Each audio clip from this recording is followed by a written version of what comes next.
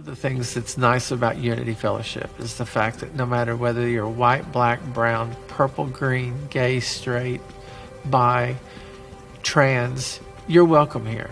You know, it's just the mindset of everybody here, include Pastor Bob all the way down. You know, everybody here. It's home, and you feel like you're going home. You feel like you're in a big accepting family when you're here.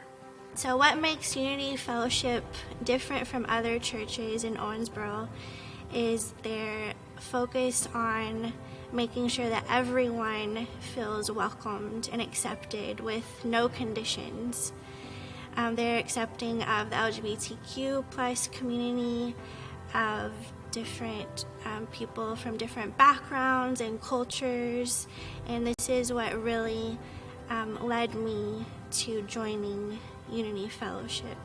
And I also feel like many churches focus on the individual, but we are actually meant to be in relationship with others. The concept of Ubuntu, that if one person is oppressed, that all people are oppressed. And I feel like Pastor Bob, in his sermons, he really focuses on systemic injustices and oppression, and that God is on the side of the oppressed. Well, after many years of being out of the church, we came to a point where we were ready to find a church, but I in particular knew that I no longer wanted a part of what I had experienced as a younger person. My soul and spirit had just no longer aligned with what I was being taught about myself. So I left the church for many years, and then as a couple years later, we decided we wanted to return to a church. So I knew part of that had to be a church that was totally accepting and that not just welcome to come to the door, but could fully participate in all regard, should we desire. And so we began to visit churches, and we visited Unity Fellowship a while back, and felt like we had made a discovery in a church home. And we also like this church because it's a teaching church. Every Sunday we have the opportunity after the service, or even sometimes during it, if we have questions and we're not sure of what he's talking about, or if we have questions as to the sermon that he's preaching, we're allowed to do that. And it's something that I've never had in a church. And it's been very enlightening, and I've learned a lot about myself, and I've learned about a lot of things, actually. And above and beyond anything else, I know that I'm loved. I know that Scott's loved, and I know that we're loved together. And so it's not just like going to mass at a big church and you just go in, hear the thing, get up and leave. Here you actually are charged with asking yourself, what does it mean? And the membership is small enough we can all interact during the sermon as well as after the sermon. So we can ask each other questions. You learn from other people with their comments or their questions about whatever we're discussing that week or what was discussed the week before or whatever. And unlike a large church where you just know the people from sight, you actually know the people here.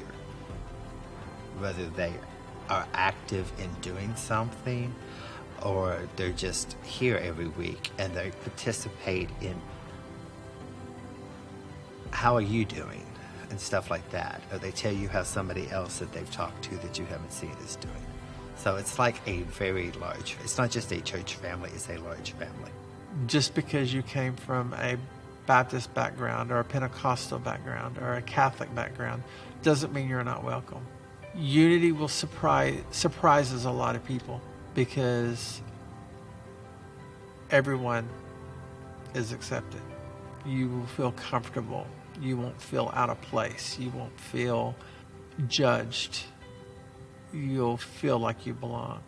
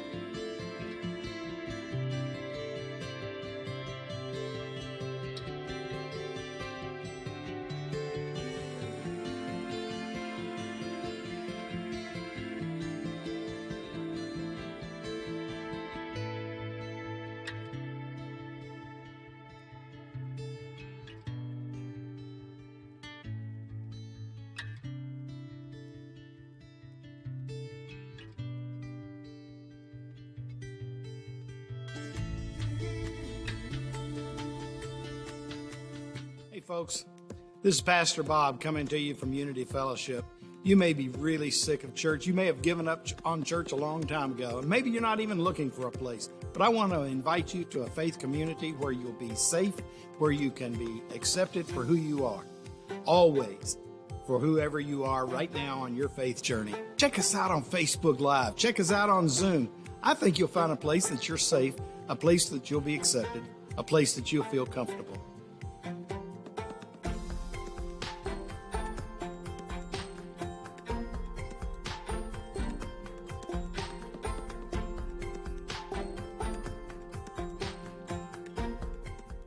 What makes Unity Fellowship different from other churches in Owensboro is their focus on making sure that everyone feels welcomed and accepted with no conditions. They're accepting of the LGBTQ plus community, of different people from different backgrounds and cultures, and this is what really led me to joining Unity Fellowship. This community, at its heart, is open to everyone, and even if you are on the fence and you might disagree, we are still open to having that dialogue and that discussion that fosters growth and understanding. So I feel like the people who come to Unity Fellowship are so open and loving that even if you didn't agree with something that the church promotes, that you're still able to express that and not be judged.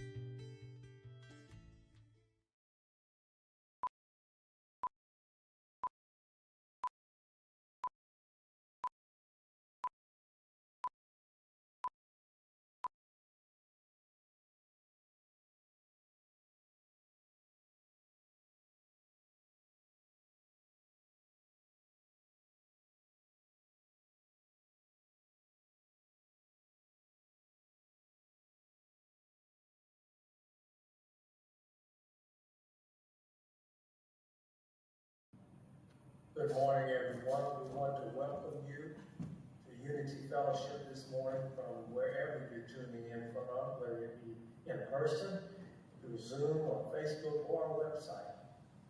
We want to invite you to interact. Let us know where you're tuning in from. What's your name? And also at the end of the service, I'll ask you for feedback from the message. So feel free to come off of mute or put something in the message chat and we can discuss it. But I want you to know that today I'm the associate pastor, Gator Longwolf, and I'll be preaching today. And we want to wish our senior pastor, Bob, safe travels as he's on vacation. And again, we want to welcome everybody and let you know this is an affirming, welcoming church 24/7 days a week. Thank you. Bob has done for the past 3 or 4 months what we call the Cloud of Witnesses, where we will recognize a saint each Sunday that has contributed to our own spiritual growth, not just bodily, but our own collectively, the world. And they don't have to just be Christians. So today, in light of the sermon title, I want to read about Confucius. Confucius was born in 1551 and died in 479 BCE. Buddy, I'm trying to do two different things here at once. No, I did not see it. Yes, here it is.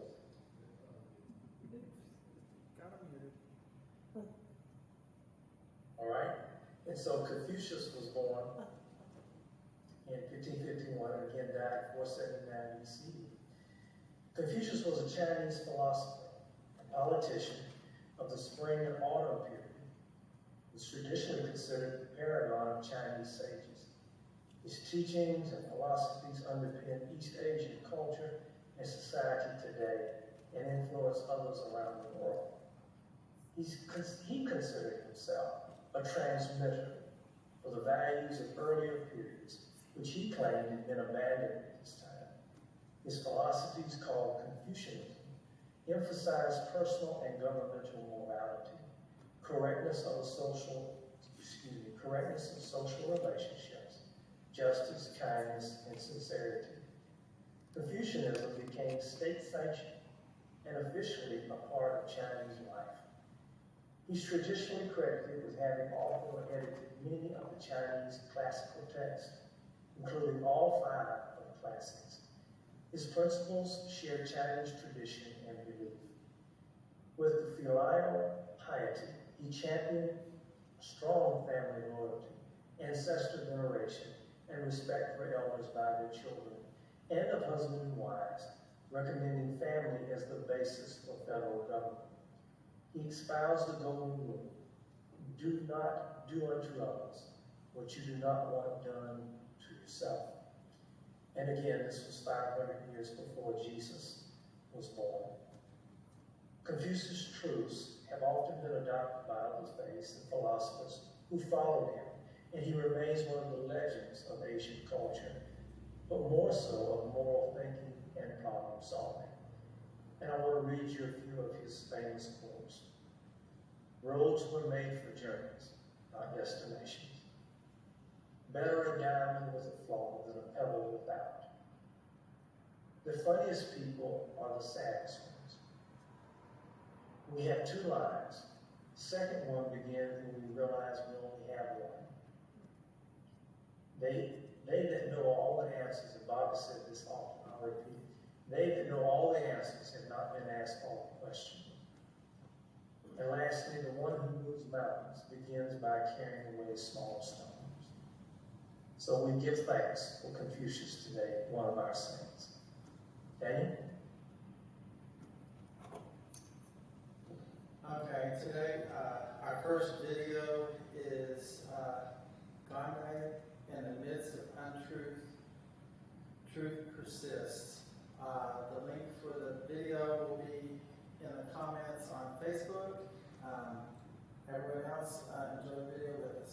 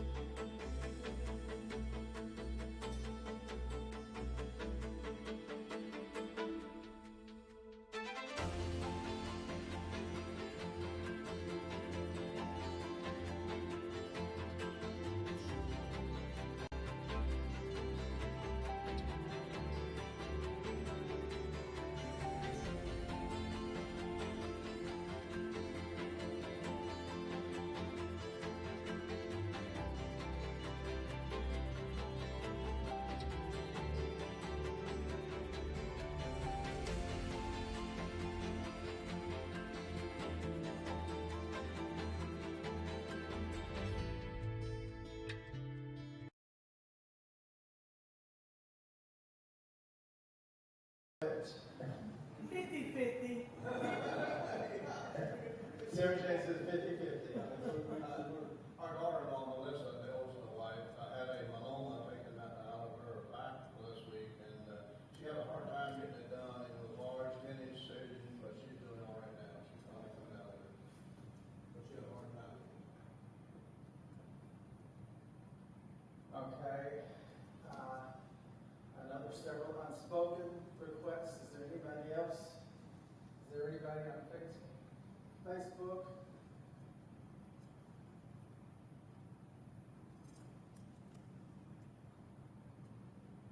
Roy, what do you say? Father in heaven, we thank you for another day. We thank you for being able to just be here. Thank you for the ones who are listening by other medias. We thank you for that also, that being able to do that. We thank you for everything you do for us. Thank you for just being able to be here and enjoy each other and listen to your service. Be with us as we proceed with the public exercise of this hour, and be with the ones who couldn't be here. In Christ's name. Amen.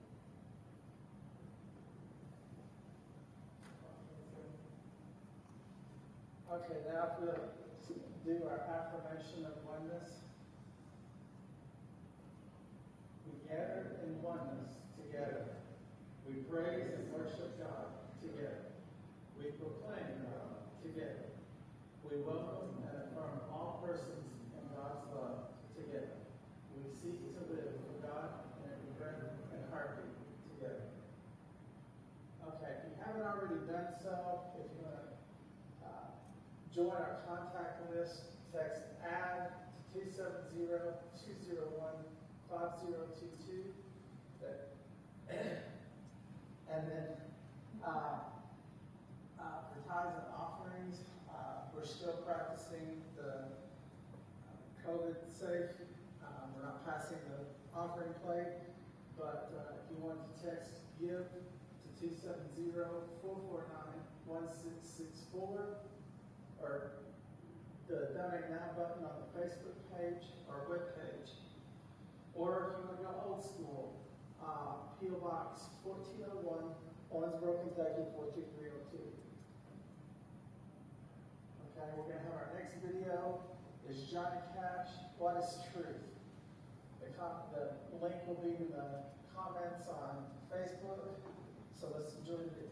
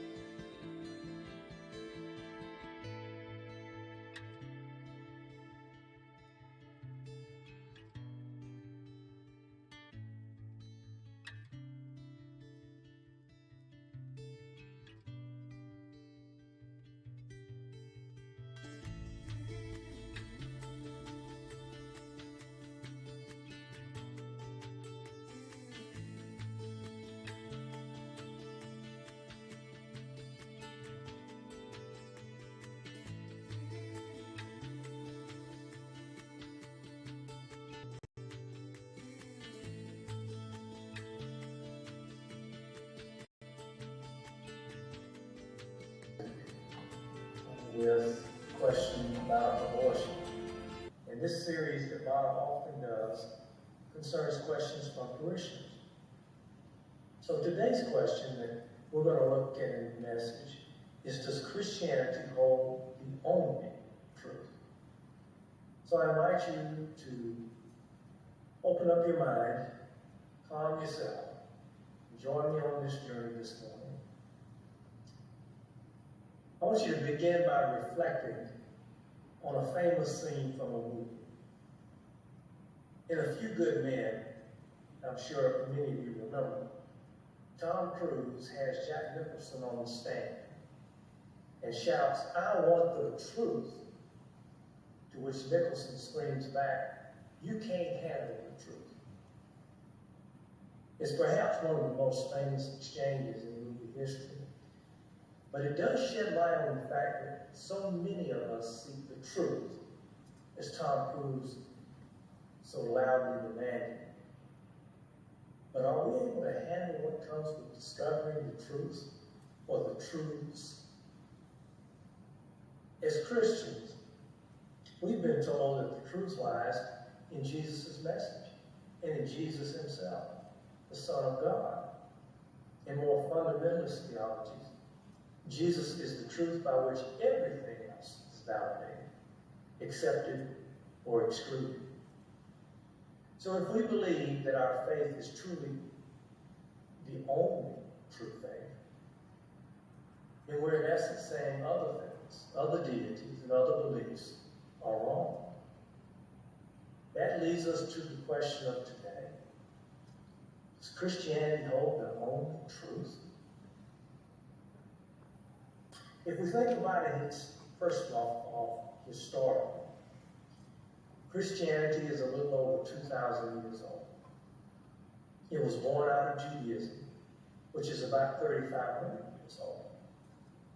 Hinduism is more than 4,000 years old. And some indigenous spirituality is more than 10,000 years old. All of that being said, Christianity is a rather new blip on the map of global religions, but its message, to love and care for one another, is much older in terms of spirituality. If truth is indeed only found in the belief of Jesus, then for thousands and thousands of years, God, or the Creator, was separate from humankind. Could that be true? We live in a world of plurality, meaning many different beliefs, ways of life, and truths. While Christianity certainly can hold truth, is it exclusive to our understanding of God? In other words, is Jesus Christ the only way to know God? And are his teachings the only truths? I've struggled with this since seminary, to be honest. Having been raised a Southern Baptist, I literally wore blinders to anything other than Christianity. Or let me put it, my form of Christianity. If some belief or some other deity was mentioned, I felt it was my obligation to God and to Jesus to denounce it and somehow prove the validity of the Christian faith to this individual. Never once had I considered that other faiths, beliefs, and spiritualities existed long before Jesus arrived on the scene. To even question if truth existed beyond the Bible was, in my mind, putting my own salvation at risk. Maybe some of you can identify.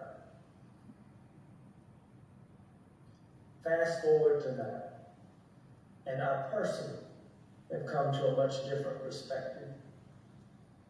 One that acknowledges there can be more than one truth, more than one understanding of God, and more than one way of living a life that cares for others. In my understanding, Christianity doesn't have exclusive rights to the truth. Now, that's not to say it's a fairy tale or it's a myth, but merely to say that it's one side of the mountain. It's one aspect of the Creator's image and vast essence. We heard in the first video from Mahatma Gandhi, and he also told the ancient story of three blind men who'd never seen an elephant. They were taken to one, and each of the men felt a different part of the elephant. The one who felt the trunk said an elephant must look like a giant snake. The one who touched the elephant's side said an elephant must look like a wall, tall and wide. The third, who felt the elephant's leg, said that an elephant must look like a large tree.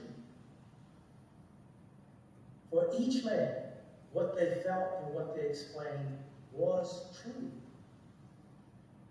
but not the entire truth. Those were pieces of the elephant, true in their own piece, but not added together. None of them understood the full visual of the elephant. And Gandhi reflected that this is much like each religion. We see one part of the Creator, and we say that is what the Creator is. But we have only experienced one side of the mountain. For another who lives on the other side of the mountain, with a different faith, a different way of life, the Creator is something different. And Gandhi's point was all aspects are true, but only together can they come close to the entirety of who the Creator is, when the different parts are brought together. In this understanding, truth is relevant to the time and place it's experienced in. Yet in another time and place, there can be additional truths. Perhaps this is so when it comes to religions and spiritualities. Consider the Native American who has practiced spirituality more than 10,000 years and finds the Creator and additional spirits in creation, in nature. They commune not in a church, but outside. Can their understanding of the Holy One be true to the time, place, and side of the mountain they come from? Likewise, if a Buddhist finds truth in Buddhist teachings and practicing Dharma, is that truth valid for them in their time and their place? These are heavy questions for a faith like Christianity. It claims to contain the only real truth about life and God. Can we say that Jesus is true? He is the Son of God, and also acknowledge that the Lakota's great mystery, Wakantanka, is true? Are there more versions of the same Creator than simply Christian theology, which originated as an offshoot of Judaism some 2,000 years ago? For me, there are multiple truths that encompass the greatest truth, that the Creator loves us and wants us to love others. The question is, are we able to embrace the reality that different people from long ago to our current day experienced God, Allah, Wakantanka, Buddha, Buddha, and countless other glimpses of the divine as true to them? Can we acknowledge that without denouncing them as pagans?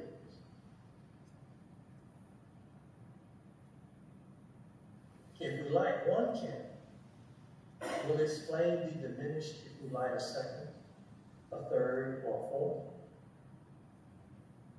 Our beliefs, our religion, our faith should not be threatened by another belief. Nor should we judge another as though our religion is supreme. Truth exists in many places, many times, and in many different hearts.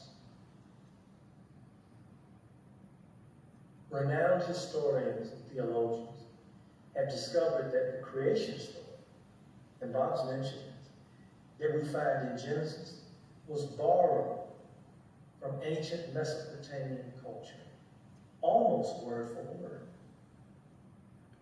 It was integrated into Judaism by the early authors of Scripture. Did you also know that the story of Jesus asking the men who had condemned the prostitute to cast the first stone if they were sinless was not found in any of the earliest gospel texts, but appeared some 400 years later in newer versions? I'm not trying to undermine or discount the truth of our faith, but I do want to ask you, can we handle the truth?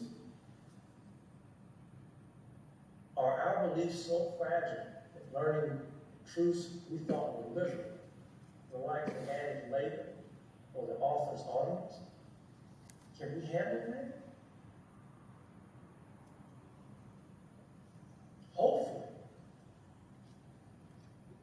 we can debunk and rattle without having to cling to the only truth myth that our faith is historically nurtured. Some things may have happened and may have not. Some other spiritualities have truths that are not contradictory to our own, but simply come from a different experience with the eternal.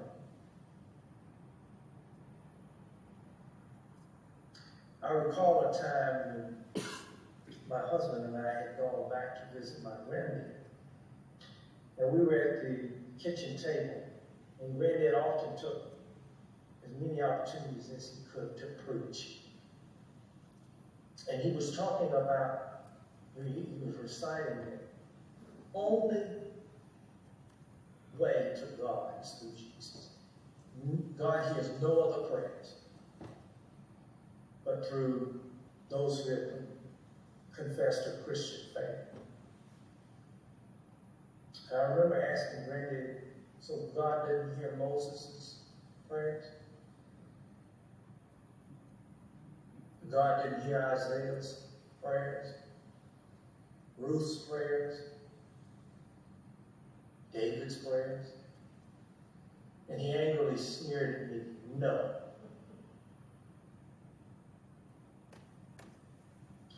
And instead of sitting there and going back and forth and ripping each other with different interpretations of theology, I simply got up and left the area.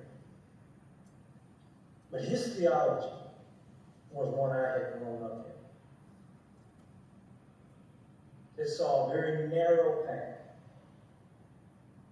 to a vast essence known as the eternal God. As I've grown, as I have had relationships with different people, joined them on their own journeys, I have realized that people throughout history have had experiences with the divine, however you want to name it, that are as true and valid as the ones I have had in my own faith. And there are other glimpses from other sides of the mountain. When I was young, those rattled me, as I said. And I remember my father coming to me one time, an ordained Baptist minister, and telling me, son, God doesn't need you to defend him. I said, but these people have these beliefs, and it says right here, my father said, do you think God only came to people just 2,000 years ago?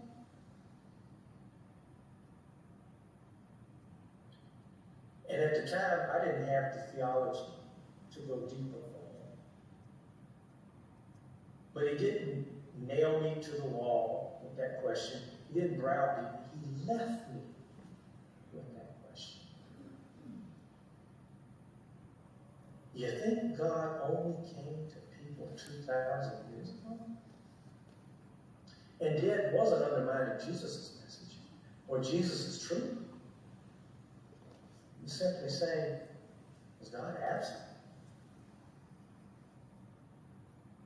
Or could there be a possibility God shows God's self to people in different ways?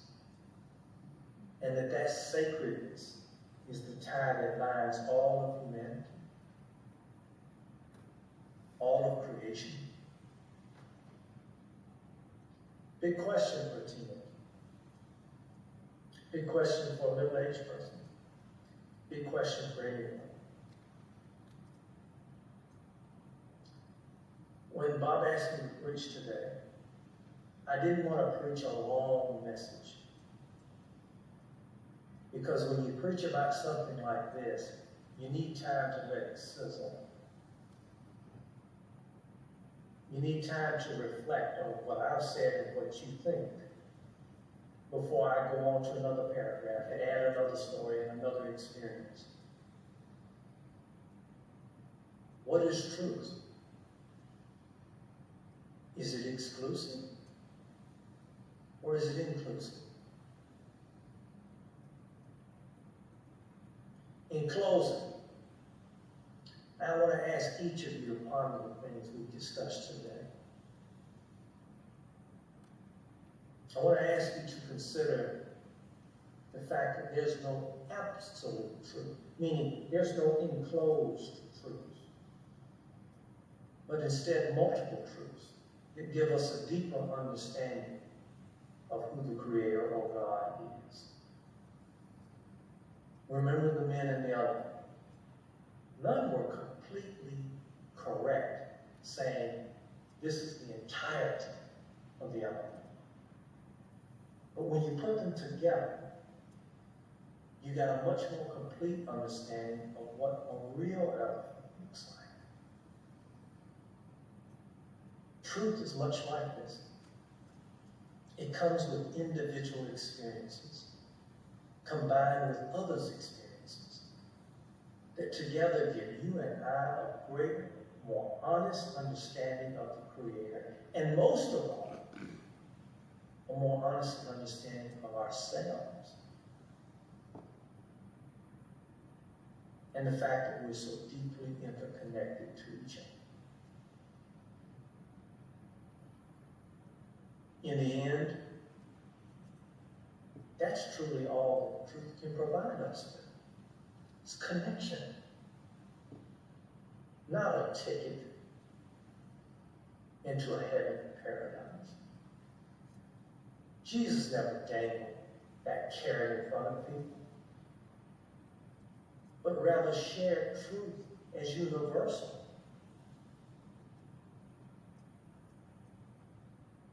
His parables, his actions, reflected truth and wisdom that had been shared, as we know from Confucius, some 500 years before he was even on the scene.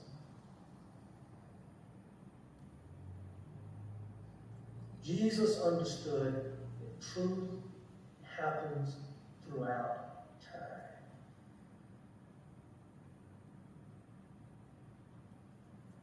But our church fathers wanted to, in my opinion, to control and consolidate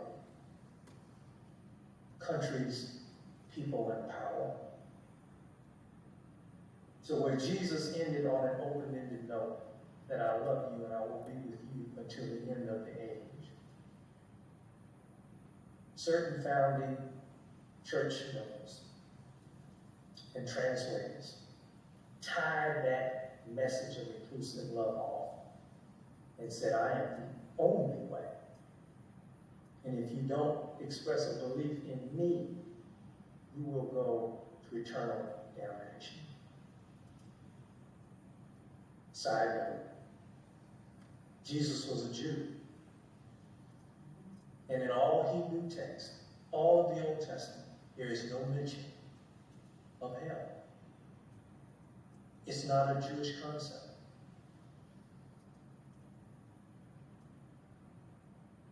So all I'm saying this morning is it like Gandhi asked us, we need to have minds with windows open and curtains flattened that can let in other ideas, other experiences, other truths, consider them, and we can let them go out the other side if they are not what we see as true. But our theology has asked us to close our windows and never open. And when we do that, we lose a vast experience with the rest of the Creator and our relatives. The unwavering knowledge that we are all loved by our Creator and that we have been gracious in giving that love to the rest of creation is the divine truth.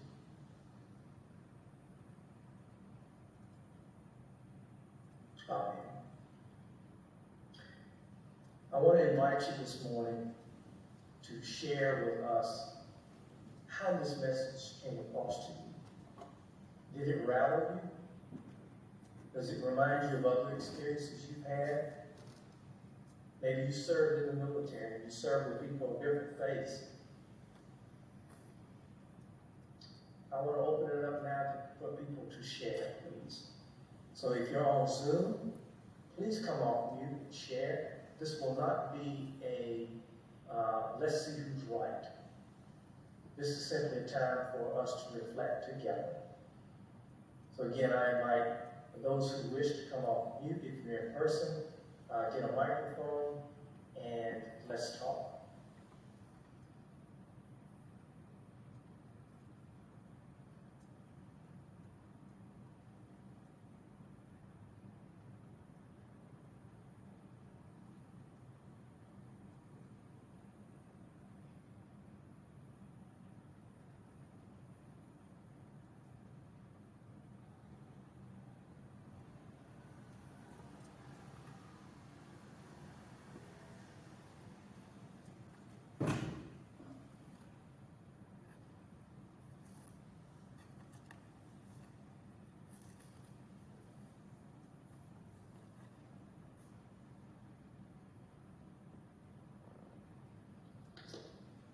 Hey, Gator. Hey, Hey, this is Sandy and Richard Mason. good to see y'all. Yeah. You just made an eye-opening statement. You said, did God only show up 2,000 years ago? And I had never even thought of that. It's really going to cause me to do some thinking. Well, I'm glad that it sparked that thought in you. I'm still thinking about it. So thank you for sharing this. And Richard, good to see y'all. Good to see you. All right. Does anybody else have anything they want to add this morning?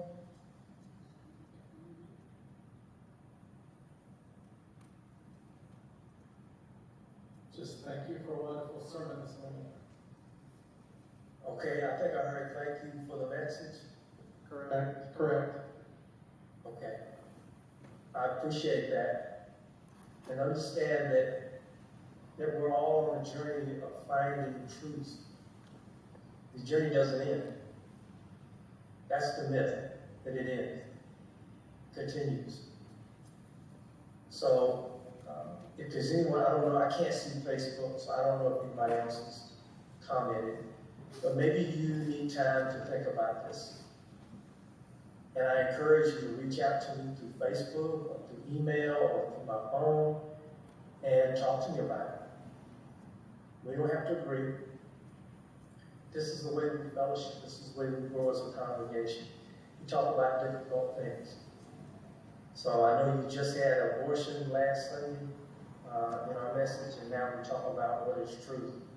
and learning to accept different understandings of who God, Creator, is. So we're going to end a little early today, evidently. Hey, Gator. Yeah. Okay, Jamie just posted on Facebook, started questioning some time ago. I had what I would call a spiritual experience recently where I came away with what I saw as truths. That it is okay to be Jewish, mother's side of the family, and there is no hell on the spirit lives on. No matter what religion you follow, it's okay because we are all going on in the end, no matter what you believe. Amen. I believe that. Thank you, Jamie.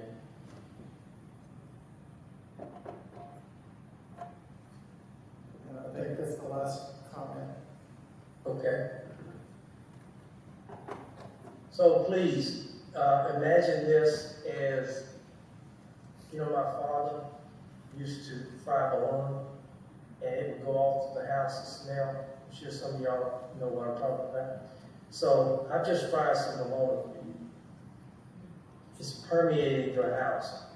So push the skillet to the back of the stove and smell it, think about it, consider it. If you want to eat it, eat it. If you don't, let me know why. So thank you again. I send my love to each and every one of you. I thank you for being part of this sacred community of faith. I want to thank Daniel and everybody who supports the service. Those who come in person, thank you for coming this morning. Those of you who joined virtually, Facebook, Zoom, thank you. And remember, you are always, always loved by God. There's nothing you can do, nothing that will separate you from the love of God. Amen. We'll see you next week.